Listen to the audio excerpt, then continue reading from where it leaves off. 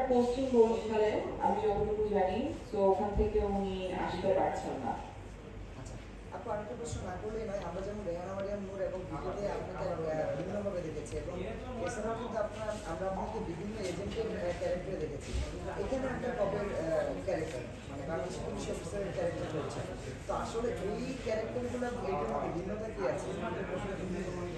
আমি এই ক্যারেক্টারটা তো এই ধরনের ক্যারেক্টারটা আগে করিনি। আমি গোয়েন্দা সংস্থার অংশ হিসেবে কাজ করেছি।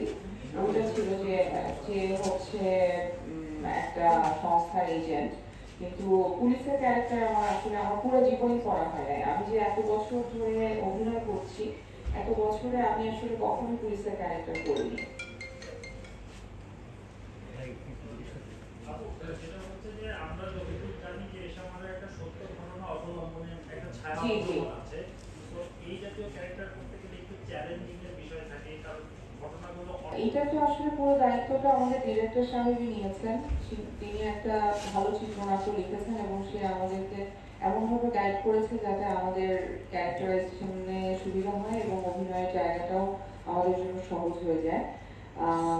আমরা আমাদের জায়গা থেকে চেষ্টা করেছি, চ্যালেঞ্জটা নিতে চেয়েছি। চ্যালেঞ্জটা আমার জন্য যেমন খুব ডিফিকাল্ট ছিল যে নতুন করে ফাইটের ট্রেনিং নেওয়া, আর্মস ডিল করা, পুলিশের সাইকোলজির সাথে নিজেকে মিলানো। তো এইটা যেহেতু সানি ভাই পুলিশে জব করেন, সে তো আমাদেরকে অনেক সাহায্য করতে পেরেছেন। তো আমাদের খুব একটা বেগ পেতে হয়নি। এখন আমার মনে হয় যে আমরা একটু ফারুক ভাইয়ের কাছ থেকে শুনি। আপনারা ফারুক ভাইকে প্রশ্ন করেন, আমি সব প্রশ্নের উত্তর দিচ্ছি, এটা হবে না। আর না আর না। ফারুক ভাই প্রথমেই জানতে চাই